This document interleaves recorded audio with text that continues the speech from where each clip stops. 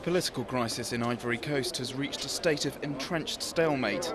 Since the runoff presidential election in November, incumbent Laurent Gbagbo is still refusing to concede defeat to Alassane Ouattara, the man internationally recognised as the rightful victor.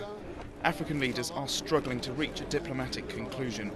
So what are the possible outcomes? Disputed elections in Zimbabwe and Kenya in recent years resulted in power-sharing governments, but that option is so far not on the table. The West African regional group ECOWAS wants to avoid the precedent this would set, and the African Union's envoy, Kenya's Prime Minister Raila Odinga, has told Gbagbo this isn't feasible. The hope is that Laurent Gbagbo relinquishes power peacefully and takes up an offer of asylum and amnesty in another country. During this week's mission by regional mediators, he told them he was ready to negotiate a peaceful solution to the crisis. The Ouattara camp says these conciliatory-sounding words are hollow promises and just a time-buying tactic. Those close to Gbagbo have indicated that the peaceful outcome does not mean his giving up power. If anything, Gbagbo may be forced to leave power when the money runs out. International and regional banking institutions have already cut off funding to his administration and transferred authority to Ouattara.